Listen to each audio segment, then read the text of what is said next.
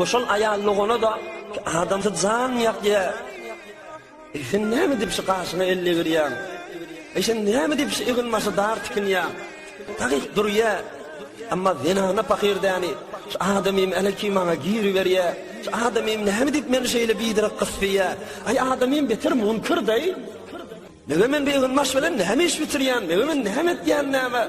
Ey ayallygyn, baradarana aýdýaryn. Ol bir erkegi sen ýygynmaşyň bilen işi ýok. Her näzere ýyrtyk ýolukdy. Her näzere araýyşlar et. Hyýawanna toý tommakda erkek bilen her halatda sataşmanda azad edip goýan bolsa, profilimda her näzere akıl goýsan goýar diýen bolsa, bilin ol erkek senki däl. Ol erkeň gaýraty ýok. İgnen mujiýany sana muhabbeti ýok. Seni söýene, seni özünki bilene. Adamın bir erkek ýeke, dinamen ýygynmaşyna dagyk durýar.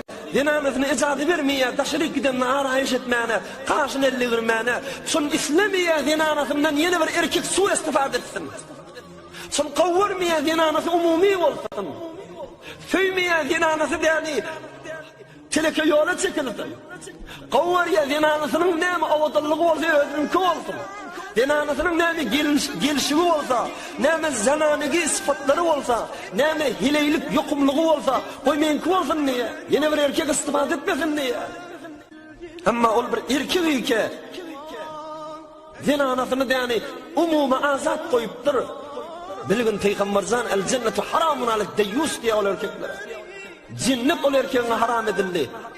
O bir erkeği ki şu deyyusluktan çıkayım deyip de sen dağıt duracak bolya, bilgin sen arkamış o, sen emniyetinmiş o. Sana eylehu bir simhada ki bağın daşında yanıptır, bir nerede ki pencara o kafada koyulup